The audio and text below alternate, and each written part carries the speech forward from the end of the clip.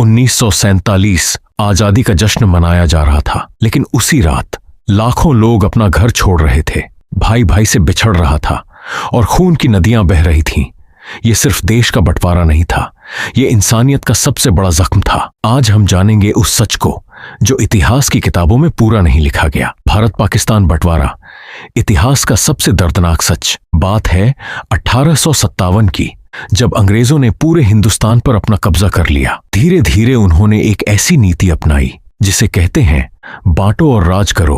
अंग्रेजों ने हिंदू और मुसलमानों के बीच नफरत के बीज बोए, दोनों को एक दूसरे का दुश्मन बनाया। 1906 में मुस्लिम लीग बनी, 1915 में गांधी जी भारत आए और देश में आजादी की आग भड़कने लगी।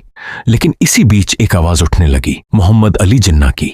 जिन्ना का कहना था कि मुसलमानों को एक अलग देश चाहिए, एक ऐसा देश जहां वो आजादी से रह सके। दूसरी तरफ गांधी और नेहरू का कहना था हिंदुस्तान एक ही रहेगा। ये दो अलग सोच थी और इन्हीं दो सोचों ने आगे जाकर एक ऐसा फैसला करवाया जिसने करोड़ों जिंदगियों को हमेशा के लिए बदल दिया। 1947 में अंग्रेजों ने तय कर लिया अब हिंदुस्तान छोड़ देंगे, लेकिन जाते जाते एक और खेल खेल गए। लॉर्ड माउंटबेटन, जो उस वक्त भारत के वायसराय थे, उन्होंने एक काम सौंपा सिराइल रेडक्लिफ को। रेडक्लिफ एक अंग्रेज वकील था। उसने जिंदगी में कभी हिंदुस्तान नहीं देखा था, न यहाँ की जुबान जानता था, न यहाँ की जमीन।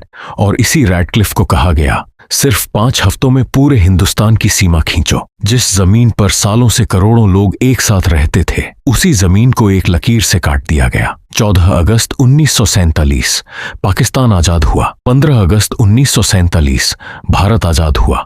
लेकिन ये रेडक्लिफ रेखा 17 अगस्त को सुनाई गई। मतलब 2 दिन तक लोगों को पता ही नहीं था कि वो किस देश में है, और जब पता चला तब जो हुआ वो इंसानी इतिहास का सबसे बड़ा दर्द बन गया।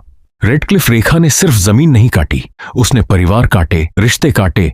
पंजाब और बंगाल के लोग एक रात में अपना सब कुछ छोड़कर भागने पर मजबूर हो गए। एक तरफ से हिंदू और सिख आ रहे थे, दूसरी तरफ से मुसलमान जा रहे थे। रास्ते में दोनों तरफ खून था, औरत, मर्द, बच्चे, बूढ़े, कोई नहीं बचा। इतिहास के सबसे बड़े विस्थापन का यही वक्त था। लगभग 1 करोड़ 40 लाख लोग एक जगह से दूसरी जगह गए, और इस दौरान लगभग 10 लाख से 20 लाख लोगों की जानें गईं। हजारों औरतें अगवा हुईं, हजारों घर जलाए गए। ट्रेन में बैठकर आने वाले लोग दूसरी तरफ पहुंचे ही नहीं, सिर्फ उनकी लाशें पहुंची। ये बंटवारा नहीं था, ये इंसानियत पर एक दाग था। अब सवाल ये है, आखिर ये सब हुआ क्यों? कौन जिम्मेदार था इस दर्द के लिए? कुछ लोग कहते हैं अंग्रेजी हुकूमत जिम्मेदार थी।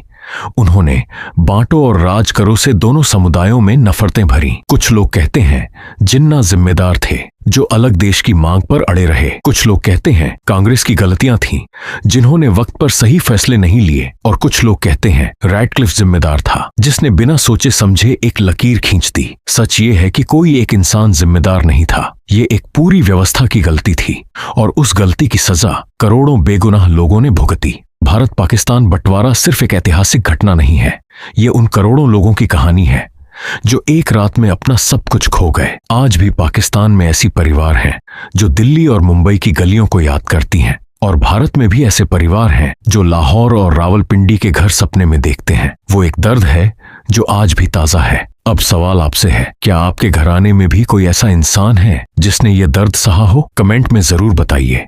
और अगर ये वीडियो आपको पसंद आई तो सब्सक्राइब करना मत भूलिए, क्योंकि हिस्ट्री बाय स्ट्रेंजर पर वो सच मिलता है जो अक्सर छुपा दिया जाता है।